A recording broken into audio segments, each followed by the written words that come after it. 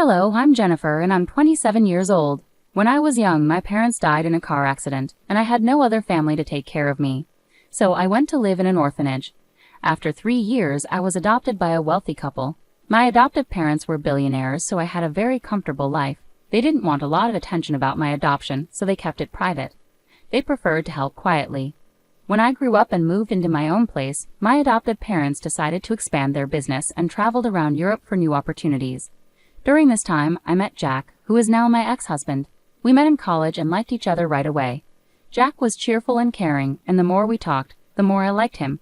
Our dates eventually led us to become a couple. We had a great relationship, but there was one issue. Jack's family didn't like me. The first time I met them was right after Jack and I graduated from college. He waited until we both had good jobs and were settled in our lives before introducing me to his parents. Jack had warned me that his parents could be a bit judgmental about their children's partners, so he wanted me to make a good impression. I didn't mind, but I was very nervous about meeting them. By the time Jack introduced me to his parents, we had been dating for 4 years and were already engaged. I figured this might be a problem for his parents since they hadn't met me as his girlfriend. I remember being really worried about it and talking to Jack about my fears the day before we were supposed to meet them. "They're going to hate me, Jack." "They won't, I promise," Jack reassured me. "Don't you think they'll be shocked to find out we're engaged?" "Well, yeah, but I don't think it will be that big of a deal." "Are you serious right now? You were worried about introducing me to them because you know how judgmental they are, and you think introducing me as your fiancé won't make them judge me even more." "Look, even if they do, does what they say really matter? It doesn't to me, but I know you're always so careful about what they think." "I promise you that it won't affect or matter to me at all, Jennifer." "All right, if you say so. But do you think maybe we should just not tell them we're engaged and then like a month or so later, we should tell them? Would that make you feel better about this whole thing? Because I have no problem with either option." "I think we should hide it just in case. I'll do anything to get on their good side." "You have nothing to worry about. I'll be there with you no matter what." "Thanks, Jack." The reason I was so anxious was because every time I suggested Jack tell his parents about me, he made a big deal about them not approving. Now I understood why. Jack's family was very wealthy and loved luxury. They wanted the same for their children and only accepted their dating choices if they came from wealthy backgrounds, equal or richer than theirs. Compared to their lifestyle, mine wasn't rich at all. I hadn't told Jack about my family because I didn't see the point. When I finally realized why he was so insistent on keeping me hidden from his parents, I felt it was even less necessary for them to know about my background. I wanted them to like me for who I am, not for my family's money. Naively, I believed they would appreciate me that way, but I was wrong. We decided to meet Jack's parents at a fancy restaurant. Jack held my hand as we walked in. I wore my engagement ring on a necklace to keep it close, but not obvious. When we reached our table, his parents already seemed annoyed. Jack warned me they were strict about punctuality, and we were 2 minutes late. Not a good start. His parents gave me a quick look of disapproval and then ignored me while they talked to Jack. I felt really small in their presence. The longer they ignored me, the more I wanted to leave. I kept quiet until Jack finally introduced me. "Mom, Dad, you can't just talk to me. This is my wonderful girlfriend, Jennifer." "Oh, hello. It's a pleasure to meet both of you," I said. "Hi. I wish I could say the same." "Mom, what?" "I'm just telling the truth. So Jennifer, Jack mentioned you both met in college. Is that correct?" "Yes, we did. We had some classes together." "And how did you manage to afford that college? It's known for its high tuition and selectivity." "Dad, that's enough." "Jack, don't speak to your father like that. He's asking a reasonable question. Jennifer, please answer." "I had a full scholarship. I'm really grateful for the opportunity because I learned a lot and met Jack, which has been wonderful." "Well, meeting Jack must be one of the best things that's happened to you. He's wealthy and you seem to need that kind of money. At least you're smart because your looks aren't all that impressive, you know." "You know what? That's enough. We're leaving. Come on, Jennifer." Jack grabbed my hand and we walked out. I was shocked by how his parents had treated me. It was hard to believe that people could be so openly mean to someone's face. I was too stunned to even process my feelings. The car ride home was silent because Jack was furious. When we got home, Jack made sure I was okay, but honestly, I didn't know how to feel at that moment.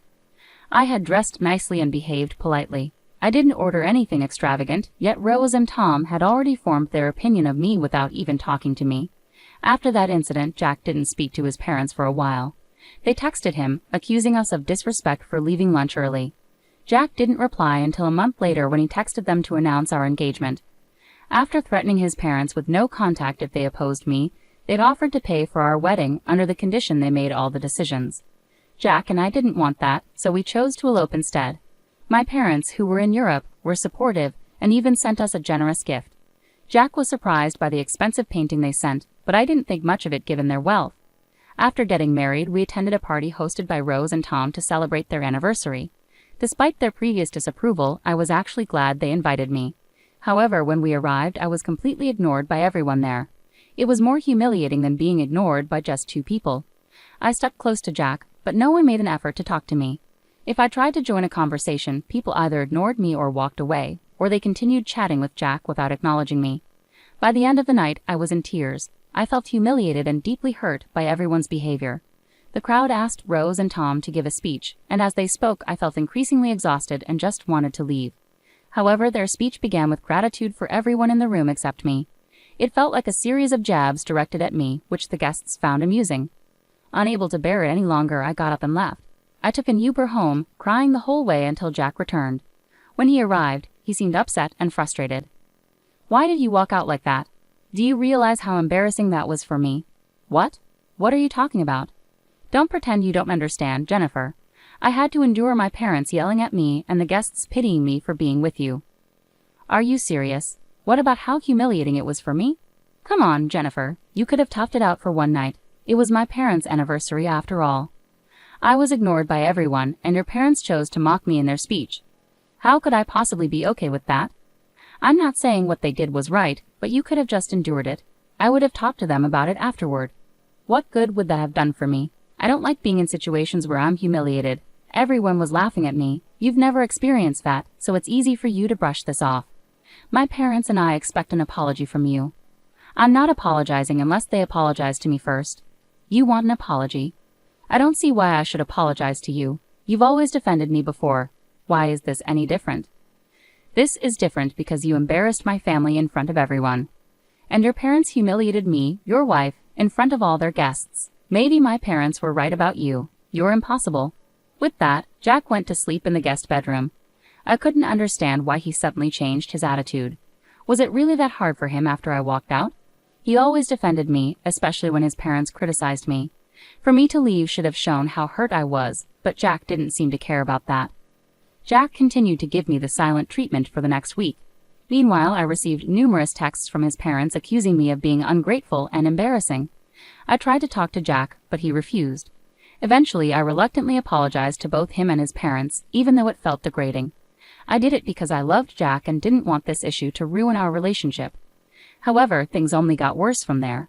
Jack's parents retired and began hosting weekly family dinners. Jack always attended, and the first time he took me along, the atmosphere was tense the moment I entered. Rose was preoccupied and didn't notice me immediately, but Tom and Jack's siblings awkwardly glanced at me without saying a word. Jack left me standing alone while he caught up with his family. When Rose came downstairs, she saw me and immediately stormed over in anger. "What are you doing here?" "Excuse me?" "No, I won't excuse you." "Why are you in my house right now?" "We were invited for dinner." "Wrong. I invited Jack because this is a family dinner." "I'm Jack's wife, so I'm part of this family, right?" "Absolutely not. Someone like you, an orphan, has no place in this family." "What? You thought you could keep that detail from us? We do background checks on our children's spouses, and you don't measure up to our standards. I will never accept you here." "Why not? Surely there's more to being part of your family than just background checks. You're not attractive and you're not wealthy. You could never fit into our social circles. Why are you so focused on superficial things? Are you afraid I'll damage your reputation just by being myself? Doesn't my making Jack happy matter to you? If happiness made money, everyone would be rich. This is why you don't belong with us. Maybe I'll never be as superficial as the rest of you because I care about who people really are. You never gave me a chance before judging me. I'm glad I don't fit in with you." "Jennifer, that's enough. Here's some money. Get yourself an Uber and leave." I stared at Jack in disbelief as he handed me the money. Tears welled up in my eyes as I walked out and cried in the Uber again. I couldn't understand why Jack had changed so suddenly. Was he trying to appease his parents after the party? Whatever it was, I felt hurt and angry at him. He stood by while his parents insulted my past, something he usually defended me from. I wanted to scream and shout, but I knew it wouldn't help. Instead, I walked away.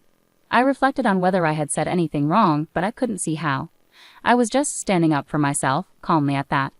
Jack continued not to speak to me after he came home. My heart was breaking, and I felt utterly alone. I knew he expected me to apologize again, but I couldn't bring myself to do it like last time. Rose had insulted me deeply, and Jack seemed angry at me for it. If anything, I felt like he owed me an apology. For the next 2 weeks, Jack and I didn't talk. It was tough at first, but I eventually got used to it. His family's dinners continued, and I found myself home alone most evenings, which honestly didn't bother me. Hey Dad, hey Mom. Things aren't going well. Why? What's wrong, sweetie? If you need help with anything, just let us know. I don't think this is something you guys can help with, but thanks for offering. Where's Jack? Isn't he helping? That's the issue. He's part of the problem. Could you explain what's going on, sweetie? Well, his parents are wealthy and very snobbish. Oh, we can't stand people like that.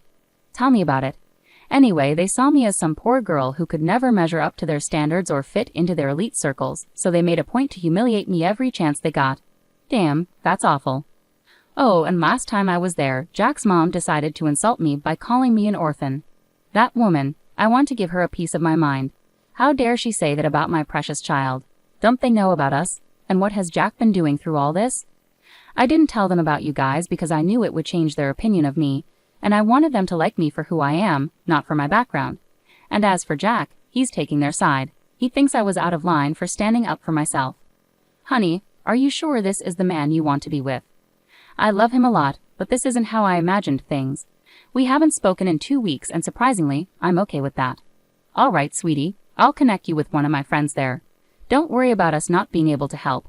Actually, we might be able to help you get some sweet revenge. Huh? What do you mean? Your dad and I are coming there next week. We originally planned a vacation for you and Jack, but now it'll just be us. More time for us to do things together, I suppose. Really? Oh my God, I'm so excited to see both of you in person again. That lifted my spirits. Finally, I felt happy after so long. The three of us continued chatting. Dad discussed his plan to assist me. Eventually, he asked about the location of these dinners Jack's parents hosted.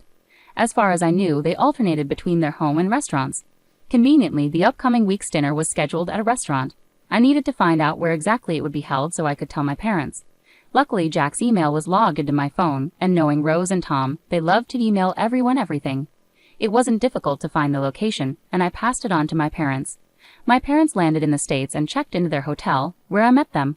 We had lunch together, and then they treated me to a spa day they paid for because they thought I deserved it. Meanwhile, my mom's lawyer friend helped me start the divorce process. Later, my parents walked into the restaurant where Jack and his family were dining. According to Dad, as they approached the table, Tom and Rose started whispering to each other, recognizing Dad. Mom later told me how their conversation unfolded. Hello.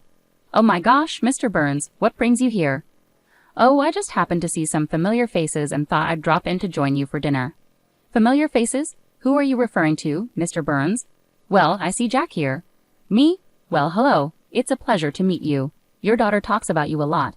But speaking of my daughter, where is she? Your daughter? I'm sorry, but I don't think she's here. But shouldn't she be here? I'm sorry, Mr. Burns, but we weren't aware you had a daughter. Of course I do, and she's married to Jack. What? I'm sorry, but I think you're mistaken. Yes, his wife's name is Jennifer, and she was an orphan. Yes, I do know that, and that's why we adopted her. Excuse me, you're her dad. Yes, and from what I see, she isn't here. She's been telling me there have been issues with her in-laws, and now I understand what the problem is. It's you. No, she was the one who kept this major thing from us. If we had known, we would have treated her differently. She didn't want you to treat her nicely because of her background. Anyway, she asked me to give this to Jack. With those words, my dad handed Jack the divorce papers and walked out.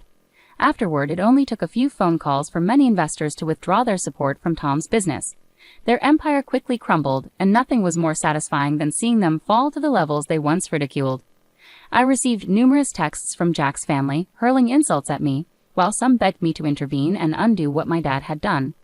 Thankfully, Jack signed the divorce papers without any resistance. Afterwards, my parents and I went on a long vacation. I had an amazing time and started to heal slowly. Losing the love of my life hurt, but I also learned the importance of standing up for myself. I'm deeply thankful to my parents for everything they've done, and I'm excited to see what else life has in store for me.